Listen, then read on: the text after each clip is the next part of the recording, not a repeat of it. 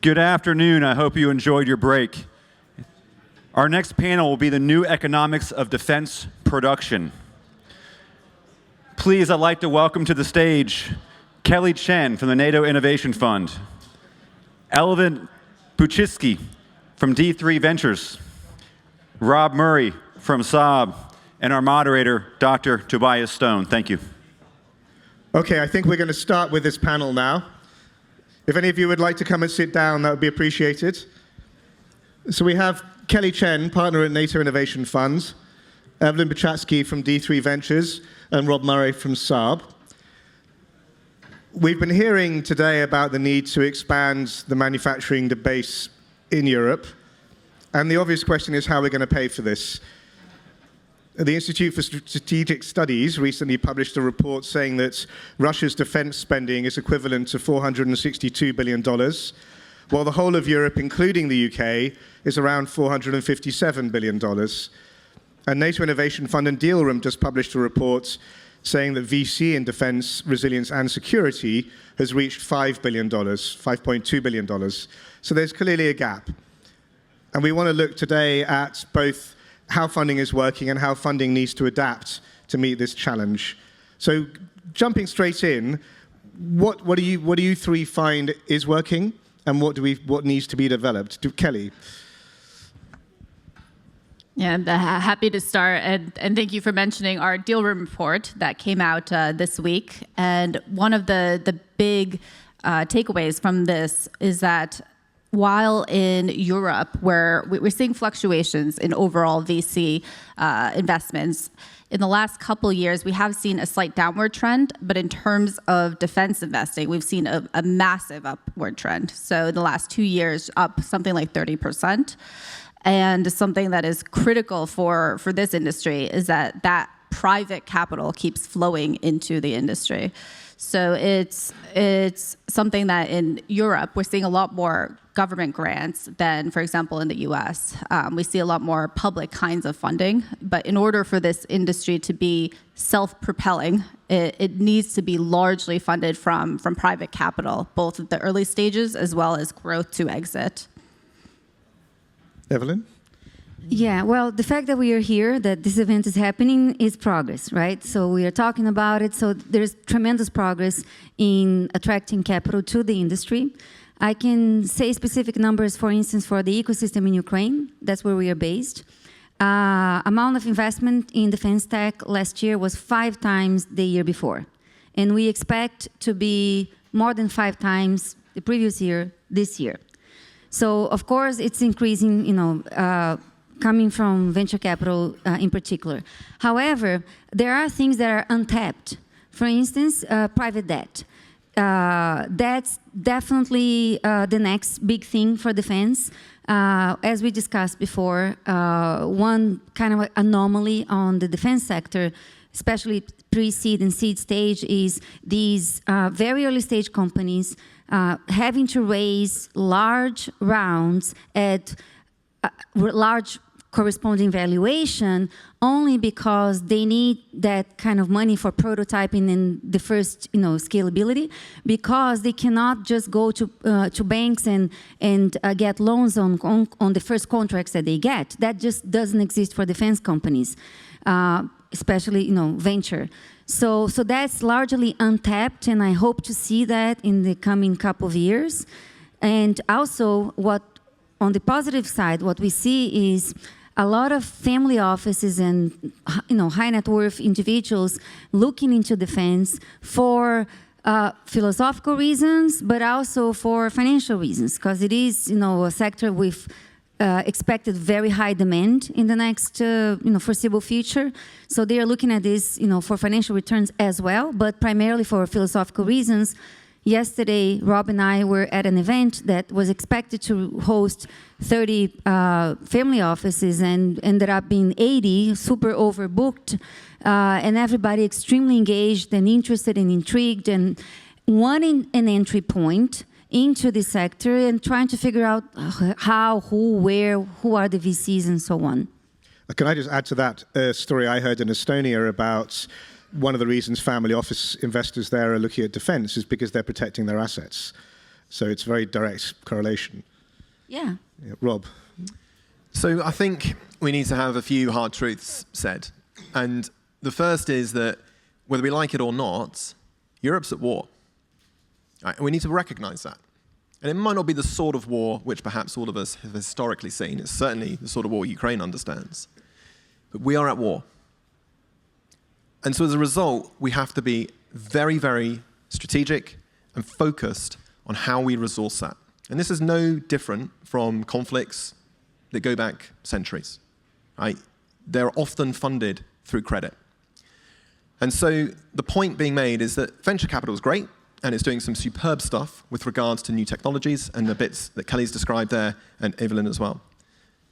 However, it doesn't get to addressing deep capital markets and leveraging deep capital markets. And that is what we need to do. And so the point here is that we absolutely need a multilateral defense bank, a defense security and resilience bank, no question. The second point is that not only would such a bank provide very cheap capital to nation states because they've got to spend more on defense, no question, and they're going to struggle to find that money through conventional tax and spend fiscal policy. The other thing it would be able to do is start to nudge the challenge of defense procurement that every country faces. You'd be able to do that through conditionality in loans. But the third thing, perhaps the most interesting, is that, to Eveline's point, it would be able to provide guarantees to commercial banks. Because one of the reasons why commercial banks struggle to provide credit to the defense sector is because of compliance risk. Compliances around anti-money laundering laws, compliance around ESG policy, compliance around know your customer. Now, these things were all set up with good intentions, but they've compounded on one another. And so if you're a small defense company or a large defense company, just getting credit's really hard. Just working capital, just an overdraft, basic stuff we can all relate to. It's really hard because you're viewed as a massive risk, a massive compliance risk by the commercial banks. So therefore, having a multilateral bank whose shareholders would be nation states, you would be able to provide the guarantees to underwrite that compliance risk, allowing for credit to flow into this industry and provide the debt which Eveline was talking about. And how do you feel, as an organization that has nation LPs, how do you feel banking is affecting what you've been trying to do? There's a lot of talk today already about the difficulty getting bank accounts, and you mentioned earlier bank debt as well.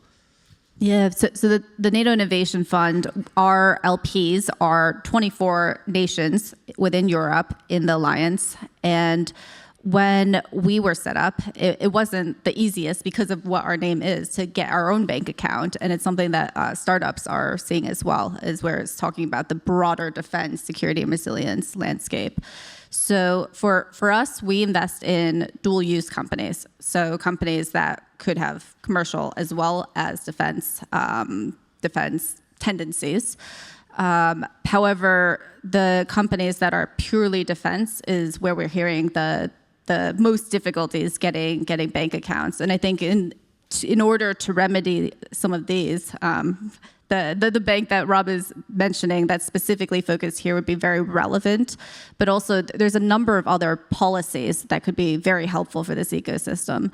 So for example, when we're talking about private funding for startups, there have been most funds, it feels like, in Europe are backed somewhat by EIF or EIB, and we've been working with them on a policy change in order for them to be able to have funds that are dual use focused, as opposed to in the past they used to be commercially focused. So having these policy shifts that promote more investment into dual use or defense is certainly going to help the industry. And Eveline, with the companies you're investing in, how have they been finding basic things like banking and debt? Do you want the truth or the truth? The Absolutely, official? yes. Okay. Yeah. Well, the truth is they are agricultural companies and they are mostly drone companies. They deliver fertilizers to the Russians. So I mean, I'm serious. Yeah. That's what they do. You know, when they're going through a compliance process with banks, it's usually like a 4-hour interview, lots of grilling. 90% of the banks reject. And then they finally, build some agriculture website to go through the diligence, and then they start doing business. And usually, it's not your regular bank, but rather like something like a pseudo bank, at least to get them going. And by the way, this is not just for our Ukrainian portfolio companies. Our European portfolio companies go through the same problem. Germany, we had one company debanked. UK, the same. So it's a general problem in Europe that needs to be solved. And I will add to that a UK government defence accelerator that said whenever they support a company and it successfully gets a contract with the Ministry of Defence, as soon as the first check hits their bank account gets closed. So we have a very disconnected ecosystem, and I think what you're talking about, Rob, is sort of a layer above it to try and connect the ecosystem. With a multilateral lending bank, how do you see it being managed and funded? So the great thing is all of these multilaterals, there's about 40 globally, roughly. And it started in Bretton Woods. It started with the World Bank. And the last one that was created was in 2015. It was the Asia Infrastructure and Investment Bank. Now, before the Asia Infrastructure Investment Bank, it was the EBRD, European Bank of Reconstruction and Development, in 1991. Now, the great thing is the blueprint for establishing these banks is all pretty much the same. Right? You can't really color outside the lines too much, because in order to get the AAA credit rating, which is fundamental, such that the banks can borrow at the cheapest possible rates, you have to have the mandate, the charter, the governance. It all kind of has to be the same. The difference, though, in this case, is that this is about having a bank and a charter exclusively focused on, as Kelly mentioned, defense, security, and resilience. And you might ask, well, why can't one of the 40 existing banks, like, for example, the European Investment Bank or any of the others, why can't they simply do this? And it's a really straightforward answer. A, it's not in their charter, but you could say, well, just change the charter. That's not that complicated. But B, because all of the loans that these banks have out already on a vast array of activities associated to their core charter, it means that they can't really model to a high degree of confidence what it would look like to add in defense, security, and resilience loans to that portfolio. And therefore, there's a risk to their AAA credit rating. So it's as simple as that. So that's why you need to build something from the ground up, something new. And in fact, the Greek Prime Minister wrote an op-ed about this in the Financial Times a week or two ago.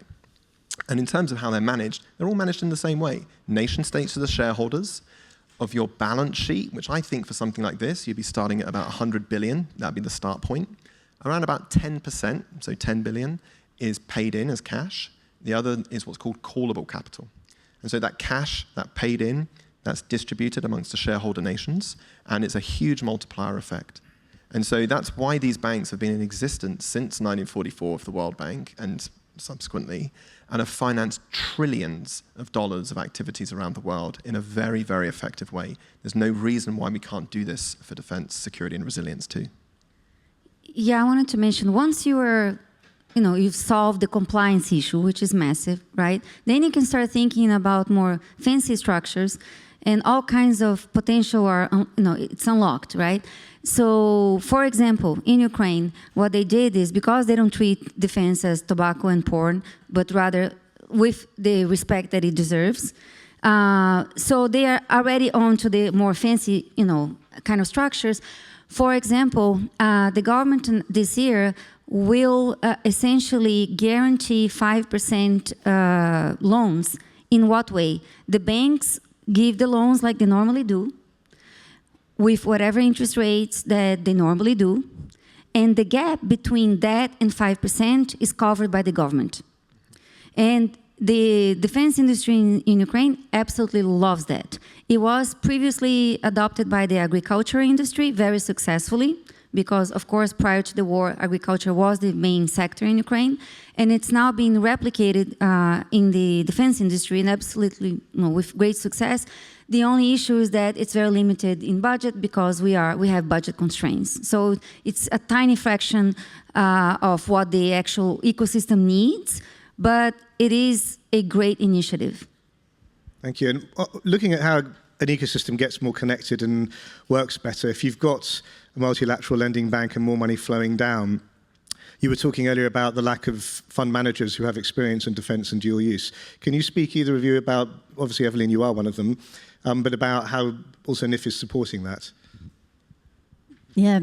So with our mandate, we're investing in both direct startups as well as indirect on the fund of funds side. And a key reason for that is while we're looking on the direct side to support early stage companies and make them massively successful, how do we create an ecosystem where this is consistently repeatable and we have a ton of co-investors to be able to support the next wave of companies? So on our side, we're funding other funds that are within the 24 nations, and they are funds that share in terms of our mission. So they're investing in deep tech. They're often security resilience related types of funds, or they invest in specific industry verticals that we focus on. So we're looking for partners on the ground. And while our check is small in the overall landscape of tons of funds over Europe into each fund, we're hoping that these checks will enable the next wave of more defense-related funds out there. Maybe I can just add to that from my perspective. I think that one of the challenges here is when we think about trying to, I think your words, Toby, to educate sort of other fund managers to lean into, we have to show some leadership here. And you kind of need nation states to say that it's okay to invest in defense. You know, it's in fact actually our sort of security depends upon the defense sector, and I mean, the process of investing is not particularly complicated for defense, no more than any other sector, quite frankly. But it's more about cultural norms, and we're really bringing together worlds which perhaps historically haven't really come together that much. So, capital markets, national security entities, defense environments, and it's about bringing that ecosystem together and showing that actually, no, this is important and it's needed.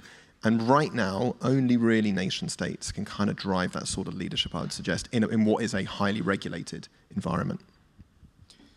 And one other question on this ecosystem idea is both of your funds have a very strategic role. They're not just out there investing and getting returns. Could you talk a little bit, you have, Kelly, a bit, but Eveline, about the strategic role D3 plays beyond just being an investor? Yeah, well, we feel like it's our role to bring to the rest of the world the demand signals from Ukraine, exactly what works, what doesn't work, so the immense talent that is out there can work on the right pain points. So that's what we try to do through hackathons and other engagements with ecosystems distributed across the globe. That's one way. And once that talent is diverted to solutions that will work in Europe, then we help them navigate and get to the front line. So we had, for instance, a highly successful engagement with a hackathon in El Segundo, California. And the caliber of talent that was attracted to the hackathon, I think it would be impossible to do that 5 years ago. It was extremely inspiring. People from Yale and Harvard and MIT and Stanford. And I wanted to invest in every company on that hackathon, which rarely happens, you know. So it was really incredible. And we did end up investing in a company straight out of that hackathon. And what was super energizing was the fact that they took those pointers from soldiers that we made accessible to them from the front line and really embraced it and really went to solve those pain points. And we finished the event with concrete solutions to those problems. So that's the role that we like to play. Yeah, to your question, so we're venture capital investors, and we were very much incentivized to invest in companies that become very large. But on the other side, to the strategic angle, we want to make sure there's a thriving ecosystem to support that. So we have made it part of our goal to solve some of the larger problems that we see in the broader ecosystem. And I'd summarize that as private funding and then public contracts. So on the private funding side, I mentioned some of our fund-to-fund investments. We're working with the EIF to make sure dual use is more acceptable in their fund-to-fund investments. And then on the public contracts, and here we lump in the primes as well, we need to make sure that if we're talking about defense, that they're getting real, sustainable, long-term, large contracts on the other side, and how do we do that quickly? So within our fund, we have a specific adoption team, and earlier we had John from our team on a panel, and they're specifically looking to create faster procurement channels to open doors for not only our startups, but to create those channels in the future for all startups in Europe. Thank you. And we're talking really about urgency, the need for more money, to be more coordinated. And Rob, I agree, you said we are at war, and we need to realize that. Just picking up on something we were discussing before the panel outside, Eveline, how did it feel waking up this morning? What I told you is I'm dressed all in black for a reason. I feel like I just came from a funeral.